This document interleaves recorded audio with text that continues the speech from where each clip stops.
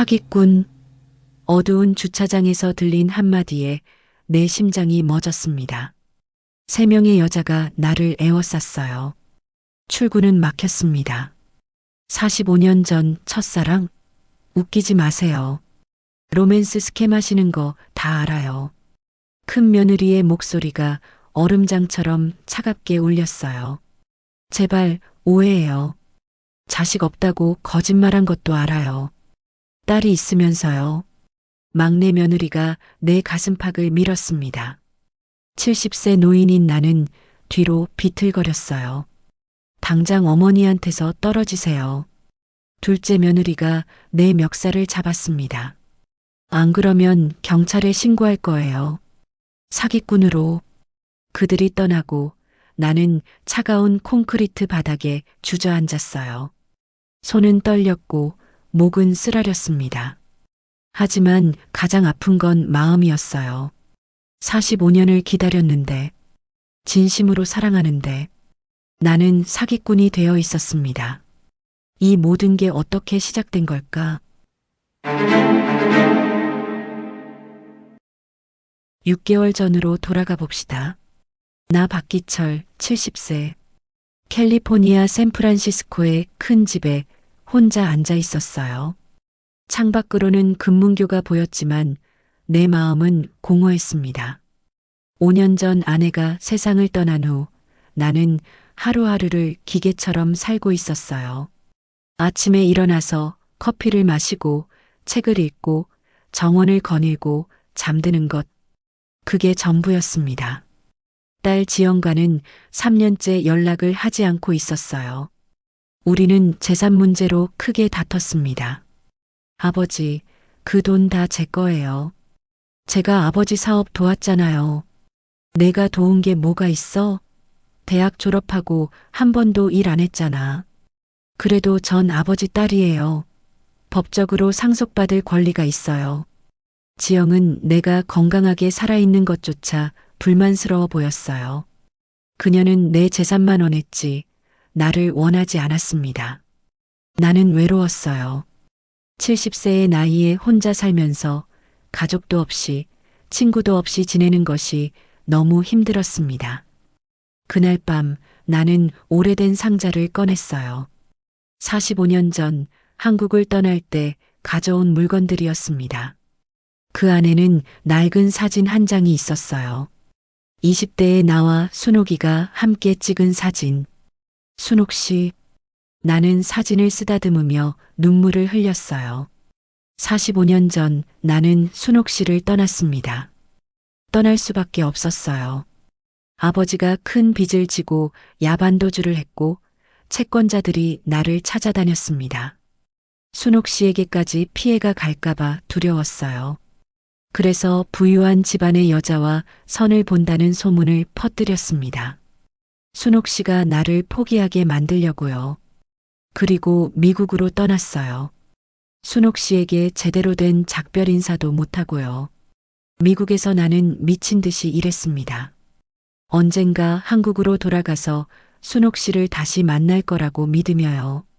IT 산업이 막 시작되던 1980년대 나는 작은 소프트웨어 회사를 차렸어요. 운도 좋았고 실력도 있었습니다. 회사는 성장했고 2010년 나는 회사를 1억 달러에 매각했어요. 하지만 시간이 지나고 순옥 씨가 결혼했다는 소식을 들었습니다. 나는 그제야 깨달았어요. 너무 늦었다는 것을요. 그래도 나는 포기하지 않았습니다. 혹시 모르니까. 언젠가 기회가 올지 모르니까.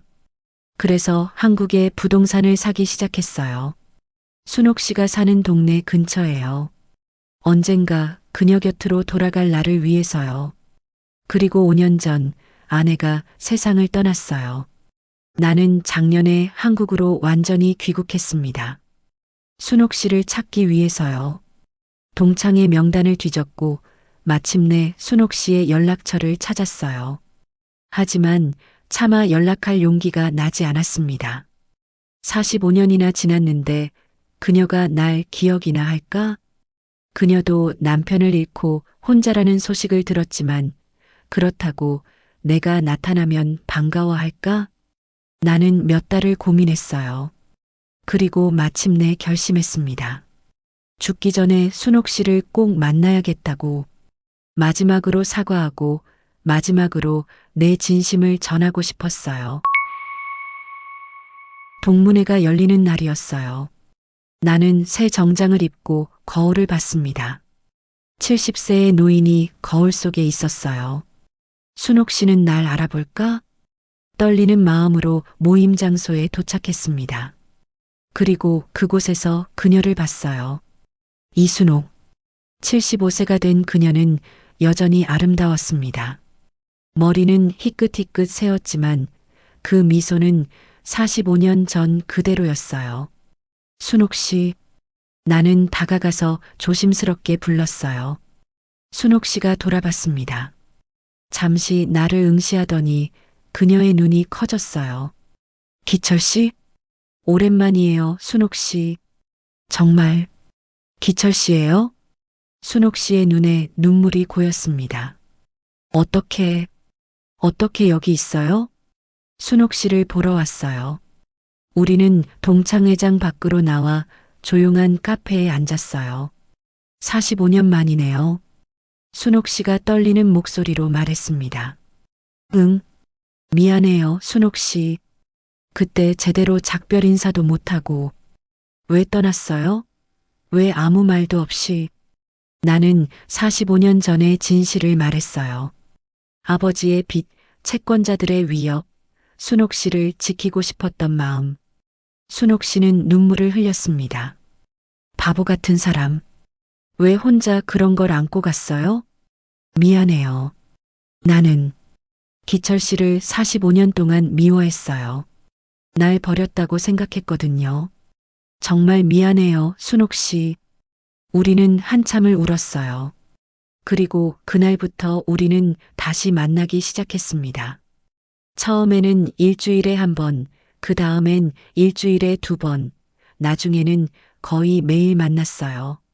함께 산책하고, 함께 영화를 보고, 함께 시간을 보냈습니다. 나는 행복했어요. 45년을 기다린 보람이 있었습니다. 순옥 씨도 행복해 보였어요. 15년 동안 혼자 지내며 외로웠던 그녀에게 나는 좋은 동반자가 되어주고 싶었습니다. 매일 아침 안부 전화를 드렸고 함께 산책을 했고 그녀가 아플 때는 병원에 모셔다 드렸어요. 순옥 씨는 점점 밝아졌습니다. 기철 씨, 나 정말 행복해요. 저도요, 순옥 씨. 3개월이 지났을 때 나는 결심했어요. 순옥 씨에게 청혼하기로. 순옥 씨, 나랑 결혼해 줄래요? 벤치에 앉아 순옥 씨의 손을 잡고 물었습니다. 순옥 씨는 깜짝 놀란 표정이었어요. 결혼? 응. 남은 인생 함께 살고 싶어요. 순옥 씨가 잠시 생각하더니 미소를 지었어요. 좋아요, 기철 씨. 결혼해요. 나는 눈물을 흘렸습니다. 고마워요, 순옥 씨. 하지만 한 가지 조건이 있어요. 뭐든지 들어줄게요. 며느리들한테 먼저 인사해요. 그들의 축복을 받고 싶어요. 나는 약간 불안했지만 동의했어요. 알겠어요. 언제 만날까요? 이번 주 토요일.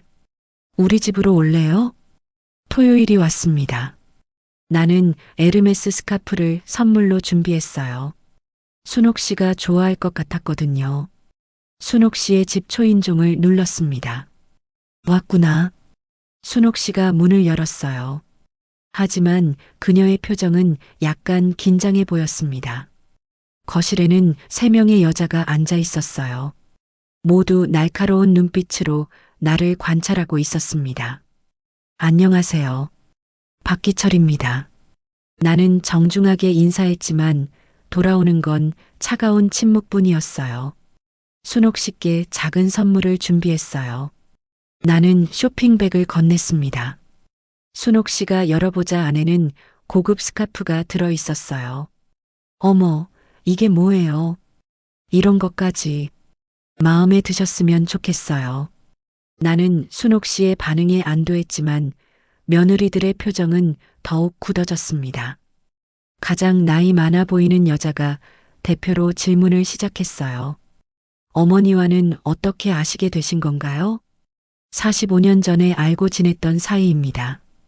45년 전요? 세 명의 눈빛이 번뜩였어요. 뭔가 의심하는 눈초리였습니다. 혹시 어머니 결혼하시기 전에 사귀신 분인가요? 막내 며느리가 조심스럽게 물었어요. 그렇습니다. 순옥 씨는 제 첫사랑이었어요. 그런데 왜 헤어지셨던 건가요? 부모님이 반대하셨어요. 그때는 자유연애가 쉽지 않던 시절이었거든요. 나는 담담하게 대답했지만 내 손바닥에는 땀이 맺혔어요. 그들의 시선이 너무 날카로웠습니다. 그럼 지금까지 어떻게 지내셨어요? 가족은 있으신가요? 큰 며느리가 예리하게 물었어요. 나는 잠깐 망설였습니다. 딸 얘기를 해야 할까? 하지만 순옥 씨와 미리 상의한 대로 나는 딸 얘기를 생략했어요. 복잡한 상황을 설명하기엔 시기상조라고 생각했으니까요.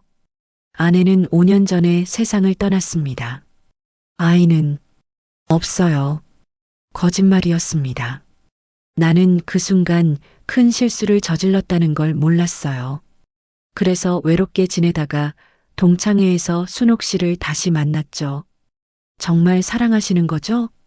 둘째 며느리가 직설적으로 물었어요. 45년을 기다렸습니다. 내 대답은 진심이었어요. 하지만 그들의 표정은 전혀 부드러워지지 않았습니다. 순옥 씨가 분위기를 바꾸려고 제안했어요. 자, 이제 차라도 마셔요. 기철 씨, 우리 베란다에서 꼭 구경이나 할까요? 베란다로 나가자 순옥 씨가 작은 목소리로 물었어요. 어떤 것 같아요? 예상대로네요. 걱정이 많은 것 같아요. 그럴 줄 알았어요. 며느리들이 날 걱정하는 거예요. 하지만 나는 느꼈어요. 그들의 걱정은 순옥 씨를 위한 게 아니라는 것을요. 그들은 뭔가 다른 걸 걱정하고 있었습니다. 그리고 나는 그게 무엇인지 짐작할 수 있었어요. 재산.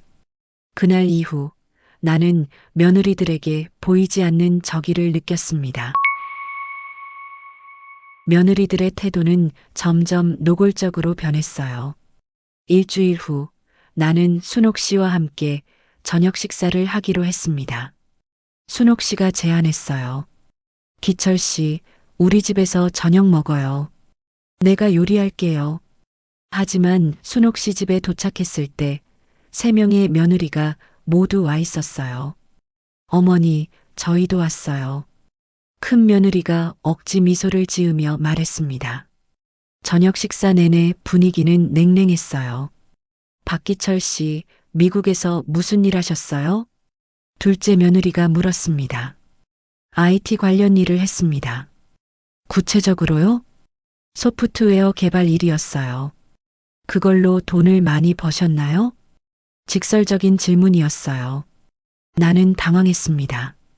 그냥 적당히 벌었습니다. 적당히요? 막내 며느리가 의미심장한 눈빛으로 나를 바라봤어요. 그런데 옷이랑 시계가 꽤 비싸 보이는데요. 나는 불편했습니다. 그들은 내가 순옥 씨의 돈을 노리는 사기꾼이라고 생각하고 있었어요. 이건 오래전에 산 거예요. 아, 그래요. 큰 며느리의 목소리에는 믿지 않는다는 뉘앙스가 가득했습니다. 식사 후 설거지를 하는데 순옥 씨가 화장실에 간 사이 세 명이 나를 부엌으로 불렀어요. 박기철 씨, 솔직하게 물어볼게요. 큰 며느리가 팔짱을 끼고 말했습니다. 왜 하필 지금 어머니를 찾아온 거예요? 45년 만에 다시 만나고 싶어서. 45년 동안 연락도 안 하다가요? 둘째 며느리가 비꼬듯 말했어요. 사정이 있었어요. 무슨 사정이요? 개인적인 사정? 어머니랑 결혼하려면서요? 막내 며느리가 차갑게 말했습니다. 솔직히 말씀하세요. 어머니 재산 때문 아니에요? 아니에요. 나는 목소리를 높였어요. 하지만 그들은 믿지 않았습니다. 그럼 증명해 보세요. 당신이 사기꾼이 아니라는 걸 어떻게 증명하라는 겁니까? 어머니한테서 떨어지시면 되죠. 큰 며느리가 단호하게 말했어요. 안 그러면 어머니한테 다 말씀드릴 거예요. 당신이 수상하다고. 그때 순옥 씨가 돌아왔습니다. 뭐 얘기하고 있어요? 아무것도 아니에요, 어머니. 며느리들은 재빨리 웃는 얼굴로 돌아갔어요. 하지만 나는 알았습니다. 전쟁이 시작됐다는 것을요. 그날 이후 며느리들은 나를 은밀하게 괴롭히기 시작했습니다. 순옥 씨와 단둘이 있을 때는 괜찮았어요. 하지만 며느리들이 있을 때는 지옥이었습니다. 어느 날 나는 순옥 씨 집에서 며느리들과 함께 TV를 보고 있었어요. 순옥 씨가 잠시 전화를 받으러 나간 사이 큰 며느리가 리모컨을 들고 채널을 돌렸습니다. 어머, 이것 좀 봐요. 화면에는 노인 대상 로맨스 스캠에 관한 뉴스가 나오고 있었어요. 요즘 이런 사기꾼들이 정말 많대요. 외로운 노인들 상대로 접근해서 재산을 가로채는. 둘째 며느리가 의미심장하게 나를 쳐다봤습니다. 정말 나쁜 사람들이네요, 그죠? 막내 며느리도 나를 보며 가세했어요. 어떻게 생각하세요? 저는 정말 나쁜 짓이라고 생각합니다. 맞아요. 특히 45년 만에 갑자기 나타나서 결혼하자고 하는 사람들은 더 의심스럽죠. 큰 며느리의 말이 비수처럼 꽂혔어요. 나는 아무 말도 할 수 없었습니다. 다른 날에는 더 노골적이었어요. 순옥 씨와 내가 산책을 하고 돌아왔을 때 집 앞에서 3명의 며느리가 기다리고 있었습니다. 어머니, 혈압약 드셨어요? 큰 며느리가 다가와 순옥 씨를 챙겼어요. 깜빡했네요. 제가 드릴게요.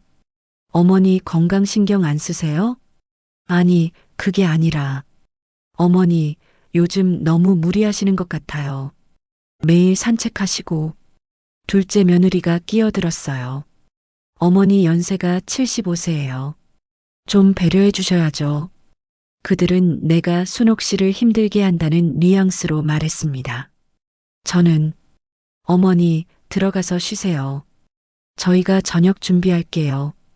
막내 며느리가 순옥 씨를 안으로 모셨어요. 나는 문 앞에 혼자 남겨졌습니다.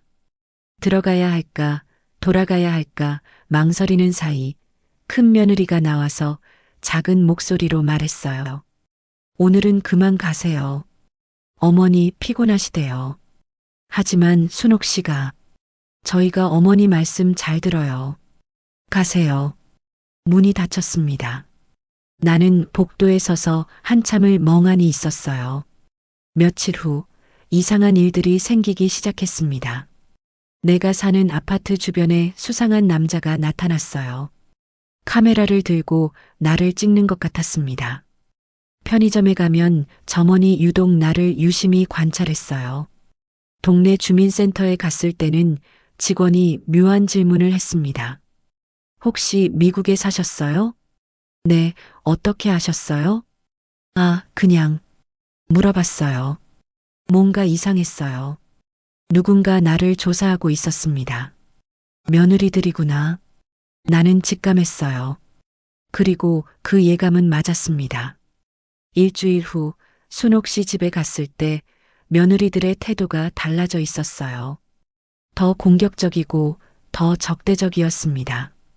박기철 씨, 커피 드세요. 막내 며느리가 커피를 내왔는데 유독 내 잔만 컵받침도 없이 덜그럭 놓았어요. 감사합니다. 별 말씀을요. 사기꾼한테도 커피 정도는 대접해야죠. 작은 목소리였지만 확실히 들렸습니다. 나는 커피잔을 든 손이 떨렸어요. 뭐라고 하셨습니까? 아무것도 아니에요. 막내 며느리는 웃으며 자리로 돌아갔습니다. 순옥 씨가 자리를 비운 사이 둘째 며느리가 다가왔어요. 박기철 씨, 딸 있으시죠? 심장이 철렁 내려앉았습니다. 네. 박지영. 45세. 샌프란시스코 거주. 어떻게? 우리가 조사했어요. 왜 어머니한테 거짓말하신 거예요? 나는 대답할 수 없었어요. 그리고요. 큰 며느리도 다가왔습니다. 당신 재산도 알아냈어요. 그런데 이상하죠? 살만하면서 왜 가난한 척 하세요? 저는 가난한 척한 적 없습니다. 그럼 왜 어머니한테 정확한 재산 규모를 말씀 안 하세요? 그건 아직 때가 아니라서. 때가 아니라고요? 막내 며느리가 비웃었어요. 아니면 뭔가 숨기는 게 있는 거 아니에요? 숨기는 게 없습니다. 그럼 어머니한테 다 말씀하시죠. 딸이 있다는 것, 재산이 얼마나 되는지. 큰 며느리가 협박하듯 말했어요. 안 그러면 저희가 말씀드릴 거예요. 당신이 거짓말쟁이라고. 그때 순옥 씨가 돌아왔습니다. 며느리들은 재빨리 웃는 얼굴로 돌아갔어요. 나는 그날 밤 잠을 이룰 수 없었습니다. 며느리들은 이제 대놓고 나를 괴롭히기 시작했습니다. 어느 날 저녁 나는 순옥 씨와 저녁 약속이 있어서 그녀의 아파트로 갔어요. 지하 주차장에 차를 세우고 내렸을 때 3명의 며느리가 어둠 속에서 나타났습니다. 박기철 씨, 잠깐만요. 큰 며느리의 목소리가 차갑게 울렸어요. 무슨 일이십니까? 우리 얘기 좀 해요. 그들은 나를 에워쌌습니다. 어두운 주차장, 사람 하나 없는 공간에서 70세 노인인 나는 무력했어요. 당신 정체가 뭐예요? 둘째 며느리가 다가왔습니다. 저는 박기철입니다. 순옥 씨를. 거짓말 그만하세요. 큰 며느리가 소리쳤어요. 우리 다 알아요. 당신한테 딸이 있다는 것 다 조사했어요. 그런데 왜 어머니한테 거짓말했어요? 자식 없다고? 막내 며느리가 내 가슴팍을 밀었습니다. 나는 뒤로 비틀거렸어요. 사정이 있어서 그랬습니다. 사정? 무슨 사정이길래 거짓말을 해요? 딸과 사이가 좋지 않아서. 그게 거짓말할 이유가 돼요? 둘째 며느리가 내 팔을 잡았습니다. 힘이 세서 아팠어요. 당신 어머니 재산 노리는 거 맞죠? 아닙니다. 저는 정말로 순옥 씨를 사랑합니다. 사랑? 큰 며느리가 비웃었어요. 45년 동안 연락도 안 하다가 갑자기 나타나서 사랑한다고요? 누가 믿어요? 저는.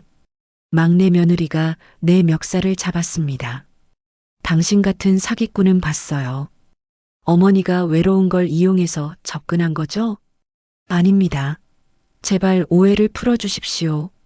오해? 둘째 며느리가 휴대폰을 꺼냈어요. 이거 봐요. 당신 딸이 한 인터뷰예요. 화면에는 내 딸 지영의 영상이 있었어요. 제 아버지요? 돈밖에 몰라요. 평생 가족보다 돈을 더 사랑했죠. 지영의 차가운 목소리가 흘러나왔습니다. 그런 사람이 갑자기 한국 여자랑 사랑에 빠졌다고요? 말이 돼요? 내 심장이 무너져 내렸어요. 지영이는 오해하고 있는 겁니다. 오해? 당신 친딸이 한 말인데요. 큰 며느리가 나를 차 쪽으로 밀었습니다. 내 등이 차에 부딪혔어요. 당장 어머니한테서 떨어지세요. 저는 순옥 씨를 사랑합니다. 떠날 수 없어요. 그래요? 막내 며느리가 다가와 내 얼굴 가까이에서 속삭였어요. 그럼 어머니한테 다 말씀드릴 거예요.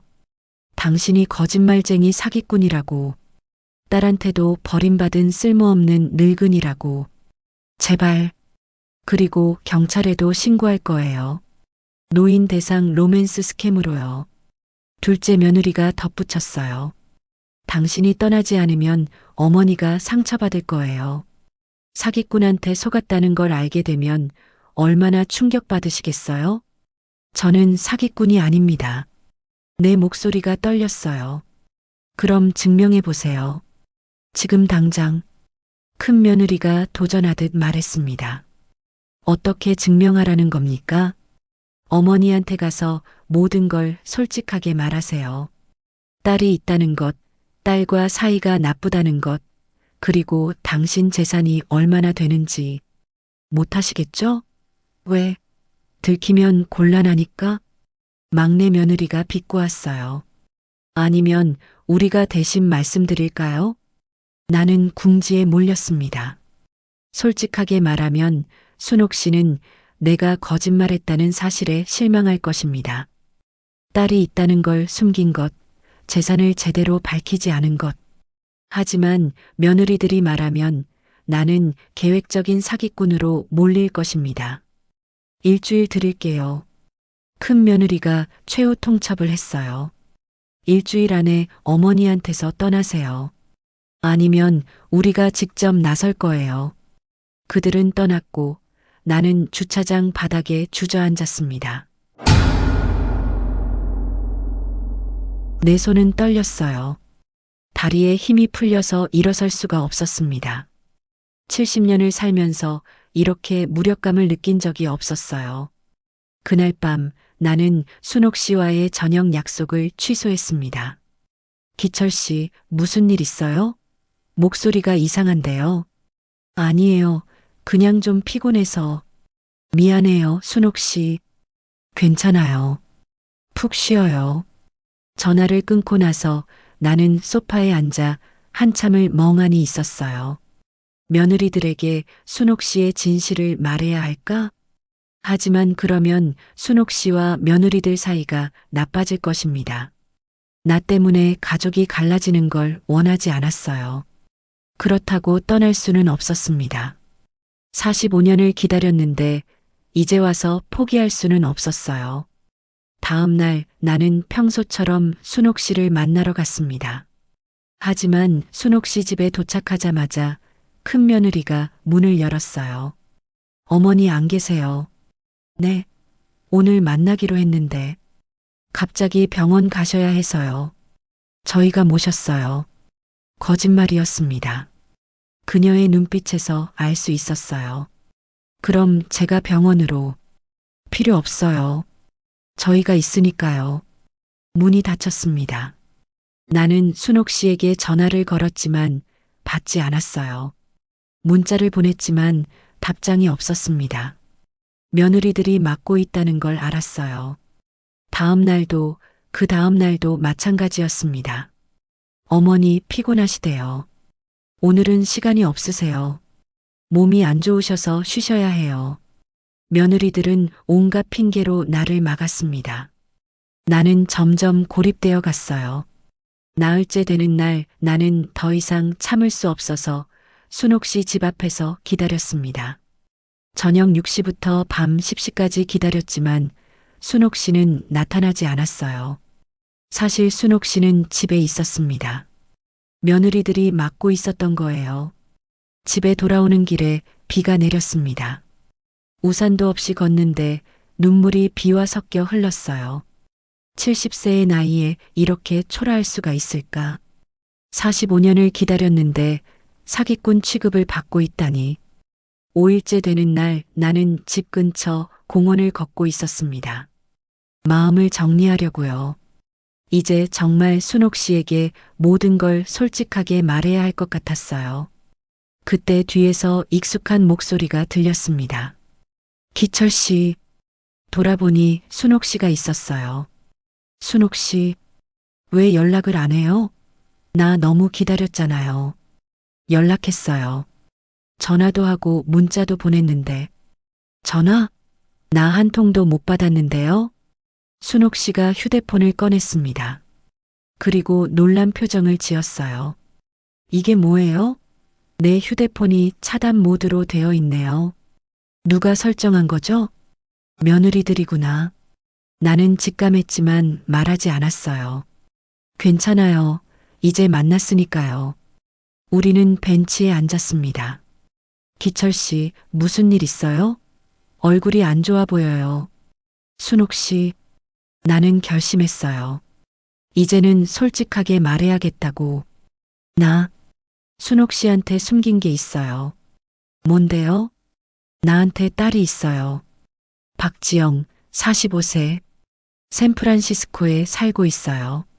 순옥 씨의 표정이 굳어졌어요. 딸이 있어요? 응, 미안해요. 진작 말했어야 했는데 왜 숨긴 거예요? 딸과 사이가 안 좋아서 재산 문제로 3년째 연락을 안 하고 있어요. 나는 모든 것을 말했어요. 지영과의 갈등, 그녀가 내 재산만 노린다는 것, 그래서 말하기가 힘들었다는 것. 순옥 씨는 한참을 말이 없었어요. 기철 씨, 나한테 거짓말한 건 잘못한 거예요. 알아요. 정말 미안해요. 하지만 순옥 씨가 내 손을 잡았어요. 이해는 해요. 가족 문제가 얼마나 복잡한지 나도 알거든요. 순옥 씨, 그리고 한 가지 더 물어볼게요. 기철 씨 재산이 얼마나 돼요? 왜 갑자기요? 며느리들이 기철 씨를 의심하고 있어요. 내 재산을 노리는 사기꾼이라고요. 나는 한숨을 쉬었어요. 순옥 씨, 나는 재산이 꽤 있어요. 순옥 씨보다 훨씬 많아요. 얼마나요? 약 1,500억 정도. 순옥 씨의 눈이 커졌습니다. 1,500억? 응. 미국에서 사업이 잘 됐어요. 그래서 돈은 충분해요. 그럼 기철 씨는 내 재산을 노린 게 아니구나. 당연하죠. 나는 순옥 씨를 사랑해서 온 거예요. 순옥 씨가 웃었어요. 바보 같은 사람. 왜 진작 말하지 않았어요? 며느리들이 믿을까봐. 오히려 더 의심할 것 같았어요. 그래도 말했어야죠. 순옥 씨가 내 손을 꽉 잡았어요. 기철 씨, 나는 기철 씨를 믿어요. 하지만 며느리들한테도 설명해야 해요. 그들이 믿을까요? 믿게 만들어야죠. 다음 날 순옥 씨는 며느리들을 불러 모았습니다. 얘들아, 기철 씨 얘기 좀 하자. 3명의 며느리가 날카로운 눈빛으로 나를 바라봤어요. 기철 씨, 당신이 직접 설명해요. 나는 깊은 숨을 쉬고 말하기 시작했어요. 며느님들, 제가 거짓말을 한 건 사실입니다. 딸이 있다는 걸 숨겼어요. 그것뿐인가요? 큰 며느리가 차갑게 물었습니다. 제 재산에 대해서도 정확하게 말씀드리지 않았어요. 역시 사기꾼. 둘째 며느리가 비꼬았어요. 아닙니다. 정확한 금액을 말씀드리지 않았을 뿐이에요. 얼마나 되는데요? 막내 며느리가 물었어요. 약 1,500억 원 정도 됩니다. 거실에 침묵이 흘렀습니다. 1,500억이요? 네. 미국에서 IT 사업을 했고 2010년에 회사를 매각했습니다. 그 후 부동산과 주식 투자로 자산을 불렸어요. 며느리들의 표정이 복잡하게 변했어요. 그럼 어머니 재산을 노린 게 아니라는 거예요? 네. 저는 순옥 씨를 사랑해서 찾아왔습니다. 믿을 수 없어요. 큰 며느리가 고개를 저었어요. 그럼 왜 진작 말하지 않으셨어요? 왜 숨기신 거예요? 딸 문제가 부끄러워서. 그리고 재산 얘기는 자랑처럼 들릴까봐. 변명 같은데요. 둘째 며느리가 팔짱을 꼈습니다. 당신이 정말 돈이 많은지 어떻게 믿어요? 증명할 수 있습니다. 통장이든 부동산 등기부등본이든 보여드릴 수 있어요. 증명한다고 해서 당신을 믿을 수 있을까요? 막내 며느리가 의심스러운 눈빛으로 말했어요. 45년 동안 연락도 안 하다가 갑자기 나타나서 게다가 거짓말까지 하고 어떻게 믿어요? 나는 더 이상 할 말이 없었어요. 그때 순옥 씨가 입을 열었습니다. 얘들아, 내가 믿으면 되는 거 아니야? 어머니, 나는 기철 씨를 믿어. 그가 나를 사랑한다는 걸 알아. 어머니, 그건 어머니가 속고 계신 거예요. 큰 며느리가 다급하게 말했어요. 내가 75년을 살았어. 누가 진심이고 누가 거짓인지 정도는 알아. 순옥 씨의 목소리가 단호했습니다. 그리고 너희들, 솔직히 말해봐. 너희들이 기철 씨를 의심하는 진짜 이유가 뭐야? 어머니를 걱정해서. 정말? 아니면 내 재산이 걱정돼서? 며느리들이 입을 다물었어요. 15년 동안 너희들이 나한테 한 게 뭐야? 일주일에 한 번 반찬, 한 달에 2번 병원. 그게 전부잖아. 순옥 씨의 목소리가 떨렸어요. 그런데 기철 씨는 달라. 3개월 동안 매일 안부 전화를 해주고 함께 산책하고 내 이야기를 들어줬어. 어머니, 너희들이 기철 씨한테 한 짓도 다 알고 있어. 순옥 씨의 눈빛이 날카로워졌습니다. 지하 주차장에서 협박한 것, 내 전화를 차단한 것, 기철 씨를 못 만나게 막은 것 다 알아. 며느리들의 얼굴이 창백해졌어요. 어떻게 내가 바보인 줄 알았어? 너희들이 내 휴대폰 설정을 바꾼 거 몰랐을 것 같아? 순옥 씨가 휴대폰을 꺼냈습니다. 그리고 지하 주차장 CCTV도 확인했어. 너희들이 기철 씨한테 한 짓 다 봤어. 큰 며느리가 무릎을 꿇었어요. 어머니, 저희가 잘못했어요. 하지만 어머니를 걱정해서. 걱정? 정말 나를 걱정한 거야? 아니면 내 재산이 걱정된 거야? 순옥 씨의 질문에 며느리들은 대답하지 못했습니다. 너희들 사정 다 알아. 수진이 남편이 20억 날린 것도, 영희 남편이 15억 빚진 것도, 미정인의 집이 경매 넘어갈 뻔한 것도 며느리들이 고개를 들지 못했어요. 그래서 더 기철 씨를 의심한 거지. 내가 재혼하면 너희들 상속이 줄어들까봐? 어머니, 죄송해요. 3명 모두 눈물을 흘렸습니다. 너희들한테 실망했다. 순옥 씨의 목소리는 차가웠어요. 15년 동안 형식적인 효도만 하더니 정작 내가 행복을 찾으려고 하니까 방해하는구나. 어머니, 정말 죄송해요. 저희가 잘못했어요. 큰 며느리가 울먹였습니다. 기철 씨, 미안해. 며느리들이 기철 씨한테 너무 심하게 했어. 괜찮아요, 순옥 씨. 이해해요.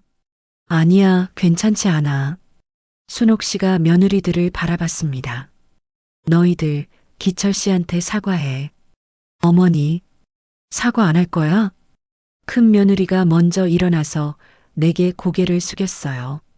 죄송합니다, 박기철 씨. 저희가 너무 심했어요. 둘째 며느리와 막내 며느리도 따라서 고개를 숙였습니다. 정말 죄송합니다. 용서해 주세요. 나는 복잡한 심정이었어요. 화가 나기도 했지만 동시에 그들의 처지도 이해가 됐습니다. 괜찮습니다. 저도 처음부터 솔직하게 말씀드렸어야 했어요. 아니에요. 저희가 잘못했어요. 막내 며느리가 울먹였습니다. 저희가 너무 이기적이었어요. 어머니 행복은 생각하지 않고 돈만 생각했어요. 순옥 씨가 한숨을 쉬었어요. 얘들아, 너희들이 어려운 거 나도 알아. 그래서 이해는 해. 어머니. 하지만 그렇다고 해서 기철 씨를 괴롭힐 권리는 없어. 죄송해요, 어머니. 앞으로는 이러지 마. 기철 씨는 이제 너희들의 아버지가 될 사람이야. 순옥 씨가 내 손을 잡았어요. 우리 다음 달에 결혼할 거야. 며느리들이 놀란 표정을 지었지만 이제는 반대하지 않았어요. 축하드립니다, 어머니. 큰 며느리가 억지로 웃으며 말했습니다. 그리고 한 가지 더. 순옥 씨가 다른 서류를 꺼냈어요. 이건 기철 씨가 준비한 거야. 그것은 내가 작성한 문서였습니다. 기철 씨가 너희들 빚을 다 갚아주겠대. 네. 수진이네 20억, 영희네 15억, 미정이네 2천만 원. 전부 기철 씨가 갚아주겠다고 했어. 며느리들이 믿을 수 없다는 표정을 지었어요. 정말, 정말이에요? 응. 하지만 조건이 있어. 무슨 조건이든 들을게요. 앞으로는 진심으로 우리를 대해줘. 돈 때문이 아니라 정말 가족으로. 며느리들이 눈물을 흘렸습니다. 감사합니다, 아버지. 정말 감사합니다. 그들은 내게 절을 했어요. 나는 복잡한 마음으로 그들을 바라봤습니다. 며칠 전까지 나를 괴롭히던 사람들이 이제는 고개를 숙이고 있었어요. 일어나세요. 우리 이제 가족이잖아요. 1년이 지났습니다. 나와 순옥 씨는 행복하게 살고 있어요. 며느리들도 변했습니다. 이제는 정말로 우리를 가족처럼 대해줘요. 큰 며느리는 빚을 갚고 작은 카페를 차렸어요. 더 이상 투기에 손대지 않습니다. 이제는 안정적으로 살래요. 욕심 부리지 않고요. 큰 며느리가 웃으며 말했어요. 둘째 며느리도 빚을 갚고 건강을 되찾았어요. 이제는 적당히 일하며 가족과 시간을 보냅니다. 건강이 제일 중요하다는 걸 이제야 알았어요. 둘째 며느리의 얼굴에는 생기가 돌아왔어요. 막내 며느리는 집을 지켰고 남은 돈으로 안정적인 생활을 하고 있어요. 가장 큰 변화는 그들의 마음가짐이었습니다. 어느 날 큰 며느리가 나를 찾아왔어요. 아버지, 죄송한데 상담 좀 해도 될까요? 물론이지. 무슨 일인데? 사실은 제가 작은 사업을 시작하려고 하는데 아버지 조언을 듣고 싶어서요. 나는 그녀의 사업 계획을 들어주고 조언을 해줬습니다. 이전처럼 돈을 요구하는 게 아니라 진심으로 조언을 구하는 모습이었어요. 둘째 며느리는 일주일에 3번씩 우리를 찾아와 함께 산책을 했습니다. 아버지, 어머니, 오늘 날씨 좋은데 공원 갈까요? 그래, 가자. 우리는 함께 공원을 걸으며 이런저런 얘기를 나눴어요. 가족처럼요. 막내 며느리는 매일 아침 순옥 씨에게 안부 전화를 드렸습니다. 어머니, 잘 주무셨어요? 아버지는요? 응, 잘 잤어. 기철 씨도 잘 잤어. 다행이에요. 오늘 저녁에 제가 갈비찜해서 갈게요. 그래, 고마워. 이제는 의무가 아니라 진심이 느껴졌습니다. 어느 날 저녁, 온 가족이 모여 저녁을 먹고 있었어요. 순옥 씨가 와인잔을 들며 말했습니다. 얘들아, 오늘 기철 씨가 중요한 발표를 할 거야. 모두가 나를 바라봤어요. 나는 준비한 서류를 꺼냈습니다. 사실은 오늘 유언장을 작성했어. 아버지, 아직 건강하지만 미리 정리해두는 게 좋을 것 같아서 나는 유언장의 내용을 설명했습니다. 제 재산 중 반은 순옥 씨에게, 또 그 반은 여러분과 제 딸에게 공평하게, 나머지는 기부할 예정이야. 며느리들이 놀란 표정을 지었어요. 아버지, 저희한테 너무 많이 주시는 거 아니에요? 큰 며느리가 말했습니다. 아니야. 너희들도 이제 내 딸들이니까. 하지만, 그리고 조건이 있어. 나는 진지한 표정으로 말했습니다. 이 돈으로 투기하지 마. 안정적으로 투자하고 가족과 함께 행복하게 살아. 네, 아버지. 꼭 그렇게 할게요. 둘째 며느리가 눈물을 흘렸어요. 그리고 가장 중요한 건 나는 순옥 씨를 바라봤습니다. 내가 먼저 가더라도 순옥 씨를 잘 모셔드려. 진심으로. 당연하죠, 아버지. 막내 며느리가 고개를 끄덕였습니다. 이제는 정말 가족이에요. 돈 때문이 아니라 진심으로요. 그날 밤 순옥 씨와 나는 베란다에서 차를 마시며 대화를 나눴어요. 기철 씨, 행복해요? 너무 행복해요. 45년을 기다린 보람이 있어요. 저도요. 처음에는 며느리들이 걱정됐는데 이제는 안심이에요. 그들도 변했어요. 진심으로요. 응, 다 기철 씨 덕분이에요. 순옥 씨가 내 손을 잡았어요. 만약 기철 씨가 나타나지 않았다면 나는 며느리들과 진짜 가족이 될 기회가 없었을 거예요. 저도 마찬가지예요. 순옥 씨를 만나지 못했다면 저는 외롭게 죽었을 거예요. 우리는 서로를 꼭 안았습니다. 창밖으로는 별이 빛나고 있었어요.